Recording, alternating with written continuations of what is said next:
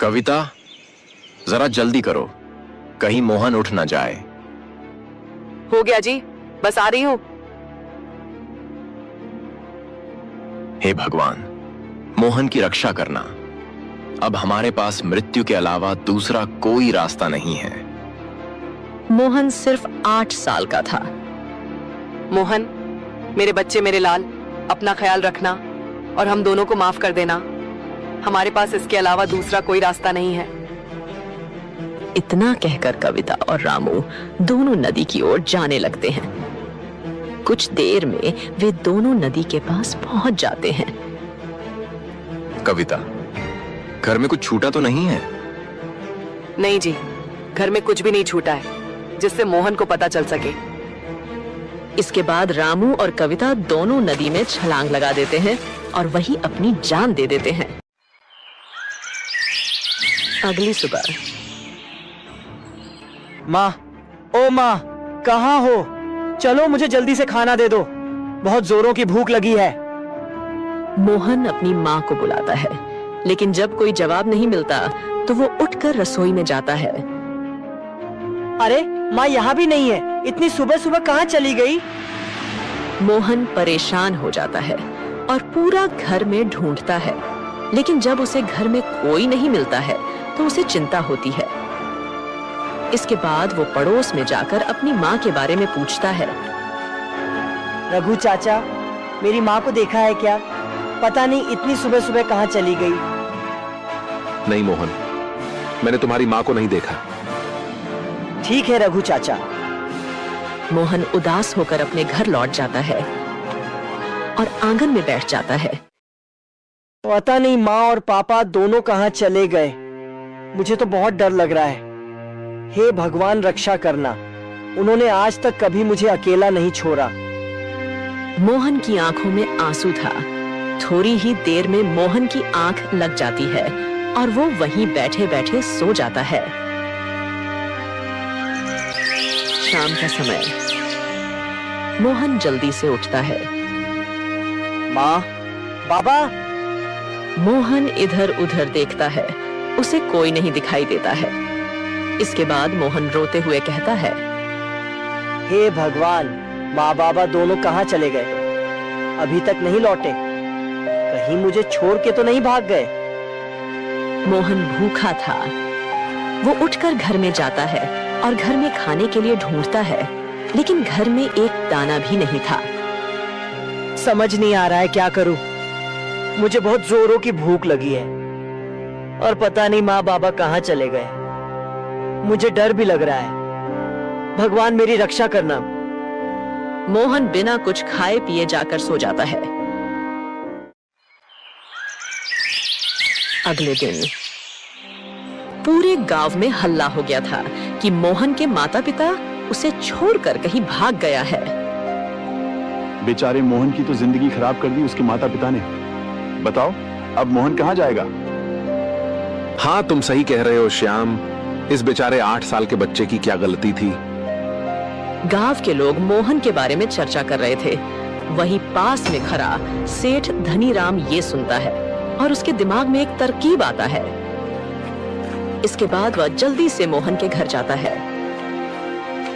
मोहन, अरे ओ मोहन के बच्चे, बाहर निकल। इतना सुनकर मोहन जल्दी से बाहर आता है। जी सेठ जी। अरे मोहन, मैंने सुना है तेरे माता पिता तुझे छोड़कर भाग गया है। अब तू ये बता, मेरे कर्ज के पैसे कौन लौटाएगा? क्या कर्ज के पैसे? हाँ, पैसे। तेरे पिता ने मुझसे बहुत सारा कर्ज लिया था और वो तो मुझे कर्ज वापस किए बिना ही भाग गया। तू बता, मुझे कैसे पैसे वापस लौटाएगा? सेठ जी, आप तो जानते हैं मेरे पास कुछ भी नहीं है। मैं किस तरह आपको धन लौटा पाऊंगा? ले देकर बस मेरी पास एक झोपड़ी है जिसमें मैं रहता हूँ। इस झोपड़ी का मैं क्या करूं? अगर पैसे नहीं है तो तुझे उम्र भर मेरे खेतों में मजदूरी करनी पड़ेगी और तभी ये कर्ज चुकेगा और मैं इसके तुझे पैसे भी नहीं दूंगा। मोहन नादान था, इसलिए वो आसानी से सेठ धनीराम की बात मान जाता है। ठीक है सेठ जी, अगर ऐसा करने से कर्जा माफ हो जाएगा तो मुझे मंजूर है। इसके बाद मोहन सेठ धनीराम के खेत में मजदूरी करने लगता है। दिन भर वह मजदूरी करने के बाद सेठ धनीराम मोहन को सिर्फ रात का खाना ही देता था, और वो भी सिर्फ 2 सूखी रोटियां। ये ले और इसे खाकर सो जा, और कल सुबह जल्दी उठकर फिर से काम पर लग जाना। सुबह पैर पसार कर सोते मत दिखाई देना, वरना तेरी खैर नहीं। जी सेठ जी। सेठ धनीराम मोहन को खूब मारता पीटता भी था, जैसे वो कोई जानवर हो, लेकिन हालातों के आगे मोहन भी मजबूर था। ऐसे ही कुछ साल बीत जाते हैं और मोहन 25 वर्ष का हो जाता है। एक दिन सुबह सुबह मोहन को उठने में जरा देरी हो जाती है, तो वो जल्दी से सेठ धनीराम के खेतों की तरफ भागता है। आज तो उठने में बड़ी देर हो गई, जल्दी से खेत पहुंचता हूँ, वरना सेठ जी बहुत गुस्सा करेंगे। जैसे ही मोहन खेत में पहुंचता है, वो देखता है कि सेठ धनीराम लाठी लिए गुस्से में उसका इंतजार कर रहे थे। उन्हें ऐसे देखकर मोहन बहुत घबरा जाता है। सेठ जी, माफ कर दीजिए सेठ जी, उठने में जरा देर हो गई, आइंदा कभी नहीं होगा। अच्छा, माफ कर दूं? अरे एक बार माफ करूंगा ना तो तू बार बार यही गलती दोहराएगा। सजा तो तुम्हें मिलनी ही चाहिए। तू क्या चाहता है? तू घर में आराम करे और मैं खेतों में काम करूं? रुक, अभी बताता हूं तुझे। इतना कहकर सेठ मोहन को बेरहमी से पीटने लगता है। वैसे तो मोहन हमेशा सेठ जी की मार खा लेता था, क्योंकि उसे लगता था कि सेठ जी के अलावा उसका इस दुनिया में कोई है नहीं। लेकिन आज मोहन सेठ जी को जवाब देते हुए कहता है, बस करिए सेठ जी, कितना पीटेंगे? रात में आप ही ने मुझसे खेतों में देर तक काम करवाया, इसलिए तो मुझे घर लौटने में देरी हुई थी, और इसी वजह से मैं सुबह जल्दी नहीं उठ पाया। तो भला इसमें मेरी क्या गलती है? सेठ जी मोहन का ऐसा जवाब सुनकर बौखला जाते हैं। अच्छा, तो तू क्या चाहता है मोहन? गलती किसकी है? मेरी? अरे तेरे जैसे को तो अपने सगे माँ बाप ने भी नहीं रखा, छोड़कर भाग गया, और अब मेरी टुकड़ों पर पलकर मुझसे ही जबान लड़ाता है। जा, निकल जा मेरी खेत से। जब भूखे मरेगा तब आएगा मेरे पास वापस लौटकर। सेठ की ऐसी कड़वी बातें सुनकर मोहन की आंखों में आंसू आ जाते हैं। ठीक है, मैं जा रहा हूँ सेठ जी। वो खेत छोड़कर सीधा गांव के बाहर की तरफ भागने लगता है। उसे भी नहीं पता था कि वो कहाँ भाग रहा है, मगर मोहन सिर्फ उस गांव से दूर जाना चाहता था जिसने उसका सब कुछ उससे छीन लिया था। अब कभी वापस नहीं लौट कर आऊंगा, चाहे जैसे मुझे अपना गुजारा करना पड़े। ये सब सोचते हुए भूखा प्यासा मोहन एक जंगल के पास पहुंचता है और वहां एक पेड़ के नीचे बैठकर रोने लगता है। कुछ देर बाद मोहन आगे बढ़ता है। मोहन उदास होकर आगे बढ़ रहा होता है कि तभी मोहन की नजर सामने एक पेड़ के नीचे बैठे साधु पर पड़ती है। साधु बैठकर तपस्या कर रहे थे। मोहन को ऐसे झाड़ियों के पास खड़ा देखकर साधु मुस्कुरा देते हैं और प्यार से उससे कहते हैं, क्या हुआ बेटा, तुम यहाँ क्या कर रहे हो? मोहन साधु के पास जाता है। क्या बात है बेटा, बड़ा परेशान लग रहे हो। हाँ बाबा, परेशान तो हूँ। जीवन में कुछ अच्छा नहीं चल रहा है। भूख, प्यास और थकान से शरीर भी व्याकुल है। अच्छा, सबसे पहले तुम एक काम करो, उस झोपड़ी के अंदर जाओ, वहां कुछ फल रखे होंगे, उन्हें उठाकर ले आओ। मोहन साधु की बात मान लेता है और झोपड़ी के अंदर जाकर कुछ फल उठा लाता है। साधु उसमें से कुछ फल लेकर बाकी फल मोहन को दे देते हैं। ये कुछ फल मेरे पास रहने दो और बाकी के तुम खा लो। लगता है सुबह से तुमने कुछ नहीं खाया। मोहन को ये सुनकर बड़ी प्रसन्नता होती है। धन्यवाद बाबा। आपको कैसे पता चला कि मैंने सुबह से कुछ नहीं खाया था? मैंने तो बस इतना बताया था कि मैं अभी भूखा था। बस यूं ही समझ लो कि मुझे ऊपर वाली ने बताया है। अच्छा, जरा अपना हाथ लाना तो। मोहन साधु की बात सुनकर कुछ समझ नहीं पाता, लेकिन फिर भी वो अपना एक हाथ साधु की तरफ बढ़ा देता है। मोहन का हाथ साधु बड़े ध्यान से पढ़ने लगते हैं। वाह, ऐसी लकीरें तो मैंने आज तक सिर्फ राजा महाराजाओं के हाथ में देखी है। बेटा, तुम तो बहुत तकदीर वाले हो। मोहन को साधु की बात पर हंसी आ जाती है। ये आप कैसी बातें कर रहे हैं साधु महाराज? आपकी बातों से तो मुझे ऐसा लग रहा है आप मेरा हाथ देखने का सिर्फ नाटक कर रहे हैं और आपको लकीर पढ़ना आता ही नहीं। मोहन की बात पर साधु मुस्कुरा देते हैं। क्या हुआ बेटा, तुम ऐसे क्यों कह रहे हो? मैंने आज तक अपना जीवन गरीबी में बिताया है बाबा। मेरे माता पिता भी मुझे छोड़कर भाग गए हैं। जीवन भर उस सेठ ने मुझे मारा पीटा। अरे मेरी जैसी किस्मत तो किसी की ना हो। और आप कहते हैं मेरी लकीर महाराजाओं जैसी है और मैं बहुत तकदीर वाला हूँ। ये सब सुनकर साधु महाराज फिर से मुस्कुरा देते हैं। बेटा, तुम चिंता मत करो, तुम्हें जल्दी मेरी बातों पर यकीन हो जाएगा। मेरे ख्याल से तुम्हें यहाँ से पश्चिम दिशा की तरफ जाना चाहिए और ये फल अपने साथ ले जाओ, रास्ते में तुम्हारे काम आएंगे। इसके बाद मोहन साधु के दिए फल लेकर पश्चिम दिशा की तरफ चलने लगता है। शाम होते होते जंगल का रास्ता खत्म हो जाता है और मोहन को एक गांव दिखाई देता है। गांव देखकर मोहन को बड़ी खुशी होती है। आखिरकार गांव आ गया। मुझे कम से कम जंगली जानवरों के बीच जंगल में नहीं सोना पड़ेगा। कितना डरावना जंगल था वो।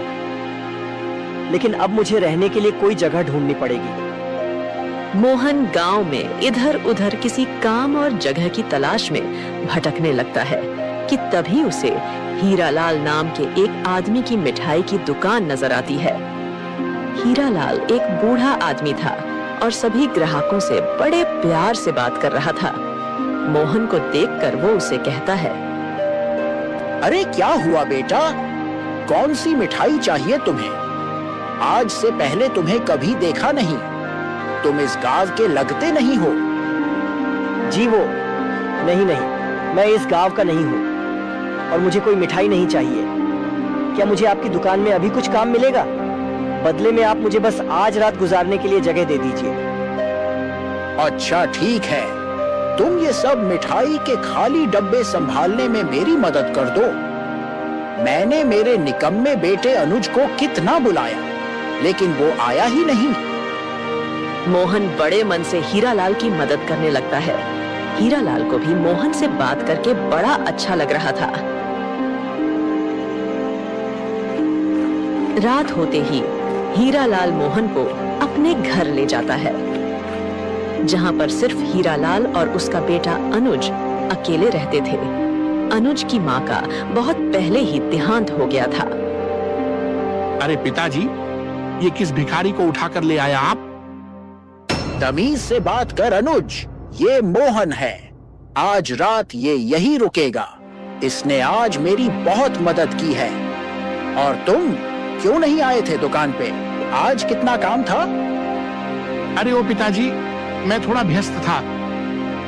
हाँ, सब जानता हूँ तू कितना व्यस्त रहा होगा। अरे अपने दोस्तों के साथ घूमने निकल गया होगा। खैर ये सब छोड़ो, मैं जल्दी से खाना बना देता हूँ। नहीं, आप रहने दीजिए, खाना मैं बना दूंगा। आपने मुझे यहाँ रुकने दिया है, वही बहुत है। सच में तुम खाना बना दोगे? हाँ, जरूर। और देखना, आपको मेरे हाथ का खाना ना बहुत पसंद आएगा। इसके बाद मोहन हीरालाल और उसके बेटे अनुज के लिए स्वादिष्ट खाना बना देता है। वाह, क्या खुशबू आ रही है। आओ मोहन, तुम भी बैठो, हम सब साथ ही बैठकर खाते हैं। क्या मैं आपके साथ? हाँ, और क्या, आओ। मोहन जब ये देखता है कि हीरालाल उससे इतने प्यार से बात कर रहा था, तो उसके आंखों में आंसू आ जाते हैं और वो उन्हें गले लगा लेता है। क्या हुआ बेटा, ऐसे भावुक क्यों हो रहा है? बहुत अरसे के बाद किसी ने मुझे ऐसे प्यार से बात किया है, इसलिए मन थोड़ा भावुक हो गया। चलिए आप सब साथ में भोजन करते हैं। इसके बाद वो सब साथ में बैठकर भोजन करते हैं। अगले दिन सुबह सुबह मोहन जल्दी उठ जाता है और सबके लिए नाश्ता भी बना देता है। आज उसे बड़ा अच्छा लग रहा था और ऐसा महसूस हो रहा था कि मानो ये उसकी जिंदगी की एक नई शुरुआत हो। सेठ जी उठ जाइए, मैंने आपके लिए नाश्ता बना दिया है और अनुज सेठ को भी उठा दीजिए। क्या खुशबू है चाय की! वाह! अरे तूने तो मेरा दिल ही खुश कर दिया मोहन। ऐसे तो सिर्फ मेरी पत्नी ही मुझे नाश्ता बनाकर खिलाया करती थी। तूने तो मुझे उसकी याद दिला दी। और हाँ, ये क्या सेट लगा रखा है? एक काम कर, तू मुझे चाचा बुलाया कर। हीरालाल की बात सुनकर मोहन को बेहद अच्छा लगता है। वो खुशी से कहता है, ठीक है हीरा चाचा। इसके बाद तीनों नाश्ता करने बैठ जाते हैं। नाश्ता करने के बाद मोहन हीरालाल से कहता है, हीरा चाचा आपका बहुत बहुत धन्यवाद। आपने मुझे इतना प्यार दिया, इतना इज्जत दिया। अब मैं चलता हूँ। मोहन कहाँ जा रहे हो? तुम तो किसी को इस गांव में जानते भी नहीं। चाचा मैं काम की तलाश में जा रहा हूँ, क्या पता कुछ काम ही मिल जाए। मोहन, एक काम करो, तुम राजा के दरबार में चले जाओ। राजा विक्रम बड़े दयालु हैं। मुझे पूरा यकीन है तुम्हें कुछ न कुछ काम जरूर मिल जाएगा। ठीक है हीरा चाचा, मैं सबसे पहले राजा विक्रम के दरबार में ही जाऊंगा। इसके बाद मोहन हीरालाल की आशीर्वाद लेता है और राज्य दरबार की ओर जाने लगता है। रास्ते में एक घना जंगल पड़ता है। मोहन के चेहरे पर संतोष झलक रहा था। उसे उम्मीद था कि राज्य दरबार में उसे कुछ काम मिल जाएगा। मोहन जल्दी जल्दी राज्य दरबार की ओर बढ़ रहा था कि तभी उसे सामने एक मरा हुआ पक्षी दिखाई देता है। अरे ये पक्षी तो काफी घायल है, ऐसा लगता है जैसे ये मर चुका है। मोहन उसे छू कर देखता है, लेकिन पक्षी की सांसें थोड़ा सा भी नहीं चल रहा होता है। शायद ये पक्षी मर चुका है। इसके बाद मोहन उस पक्षी को वहीं पर छोड़कर आगे बढ़ने लगता है। वो पक्षी ऐसे पारा क्यों था? मुझे ये बात समझ नहीं आई। कहीं वो पक्षी जिंदा तो नहीं? क्यों ना मैं उस पक्षी को अपने साथ राज्य दरबार ले जाऊं और ले जाकर राजा को दे दूंगा। महल में अनेक प्रकार के हकीम रहते हैं जो पक्षी को जरूर बचा लेंगे। मोहन इतना सोचता है और लौटकर वापस आ जाता है और उस पक्षी को हाथ में उठाकर जल्दी जल्दी राज्य दरबार की ओर बढ़ने लगता है। कुछ देर बाद मोहन पक्षी को लेकर दरबार के अंदर पहुंचता है। मोहन के हाथ में पक्षी देखकर राजा चौंक जाता है और दौड़कर मोहन के पास आता है। पक्षी, ये पक्षी तुम्हारे पास कहां से आया? मोहन राजा की बात सुनकर डर जाता है। महाराज, मैंने कुछ नहीं किया। मैं तो जंगल की रास्ते से आ रहा था तो मुझे ये पक्षी रास्ते पर पड़ा हुआ मिला। मैंने सोचा क्यों न इस पंछी को राज्य दरबार ले जाऊं, शायद इसकी जान बच जाए। महाराज मुझे माफ कर दीजिए, मैंने इसे नहीं मारा। हाँ, मुझे पता है कि इसे तुमने नहीं मारा है। क्या तुम्हें पता है ये किसकी पक्षी है? किसकी है महाराज? मुझे नहीं मालूम, मैं तो इस गांव का भी नहीं हूँ। ये पक्षी यहाँ के राजकुमार रवि का था, जो कि मेरा इकलौता पुत्र था। और तुम्हें पता है वो राजकुमार कौन है? मोहन डरते डरते कहता है, कौन है महाराज? वो राजकुमार तुम हो। तुम बचपन में खेलते खेलते जंगल में गुम हो गए थे। मैंने तुम्हें कहाँ नहीं ढूंढा, लेकिन मुझे उम्मीद था कि तुम एक दिन जरूर लौटोगे। बेटा, ये पूरा राज्य 25 साल से तुम्हारा इंतजार कर रहा है। क्या मैं? नहीं महाराज, मैं राजकुमार नहीं हो सकता। मैं तो एक गरीब आदमी हूँ। मुझे तो मेरे माता पिता ने बचपन में ही अकेले छोड़ दिया था। बेटा, वो तुम्हारे माता पिता नहीं थे, वो दोनों डायन थे जो तुम्हें जंगल से अपहरण करके ले गया था। लेकिन ये सब आपको कैसे पता? और मुझे तो कुछ याद नहीं। बेटा, तुम्हारे गुम हो जाने के बाद मैंने तुम्हें बहुत ढूंढा। लेकिन कहीं से कुछ पता नहीं चल रहा था कि अचानक एक दिन एक साधु आते हैं और उन्होंने ही बताया था कि 25 साल बाद एक आदमी मरे हुए पक्षी लेकर राज दरबार में आएगा। वही होगा इस राज्य का राजकुमार। मोहन ये सब सुनता है और उसे विश्वास नहीं होता है कि तभी उसे साधु की बात याद आता है। क्या हुआ बेटा, ज्यादा सोचो मत, अब तुम आ गए हो ना, अब सब कुछ सही हो जाएगा। इसके बाद मोहन अपने पिता राजा विक्रम के गले लग जाता है। हेलो दोस्तों, अगर आपको हमारी स्टोरी अच्छी लगी हो ना, तो प्लीज प्लीज हमारे चैनल को सब्सक्राइब कर देना। और हाँ, वो जो घंटी होती है ना, डिंग डोंग वाली, उसे भी दबा देना, ताकि जब भी नई स्टोरी आए आपको सबसे पहले पता चल जाए। ठीक है? Thank you.